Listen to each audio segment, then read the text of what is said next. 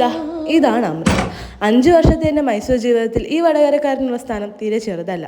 3 വർഷക്കാലത്തോളം ഞങ്ങൾ അടുത്തടുത്ത ബെഞ്ചിലായിരുന്നു. ബാക്കി കാലം കൊറോണ കൊണ്ടായല്ലോ. ഞങ്ങൾ തമ്മിൽ ഏറ്റവും കൂടുതൽ സിങ്ക് ആവുന്നത് ഞങ്ങളുടെ ഫൈനൽ ഇൻറ്റേൺഷിപ്പിനായിരുന്നു. അത് ഞങ്ങൾ ചെയ്തത് കേരള ഹൈക്കോർട്ടിൽ വെച്ചിട്ടായിരുന്നു. അവിടെ എൻ്റെ ഫ്രണ്ട്സിൻ്റെയും മെയിൻ പരിപാടി എന്നെ ഇരയാക്കുക, എന്നെ കളിയാക്കുക എന്നതായിരുന്നു. പക്ഷേ എന്തായാലും നന്നായിരുന്നു. ഇന്നതാ കൈ കിട്ടിയതെല്ലാം പെറുക്കിക്കൂട്ടി അമൃത് മൈസൂറിനോട് വിട പറയുകയാണ്. ഞങ്ങൾക്കൊക്കെ ചെറിയൊരു വിഷമം ഉണ്ടെങ്കിലും സാരമില്ല, അവൻ പോയിട്ട് വരട്ടെ. അടുത്ത ആഴ്ച ബാക്കി സാധനങ്ങൾ എടുക്കാൻ വരുമെന്ന ശുഭാപ്തി വിശ്വാസത്തോടെയാണ് മൂപ്പരിപ്പോൾ പോകുന്നത്. എന്തായാലും കഴിഞ്ഞു പോയ കുറേ നല്ല നാളുകൾ മിസ് ചെയ്യുന്ന നല്ല ഉറപ്പുണ്ട്. ഇനി അവനെ ക്ലാസ്സിൽ നിന്ന് വെറുപ്പിക്കാൻ പറ്റില്ലല്ലോ എന്ന് ഓർക്കുമ്പോൾ അതിൽ കൂടുതൽ വിഷമമുണ്ട്. എന്നാലും സാരമില്ല, ഞങ്ങളൊക്കെ എവിടെയെങ്കിലുമൊക്കെ വെച്ച് രക്ഷപ്പെടുമെന്ന ശുഭാപ്തി വിശ്വാസത്തോടെ അമൃതിനെ മൈസൂരിൽ നിന്ന് അയക്കുകയാണ് ഞങ്ങൾ. അപ്പോൾ all the best mister Amrit K. പോയി വരൂ മകനി.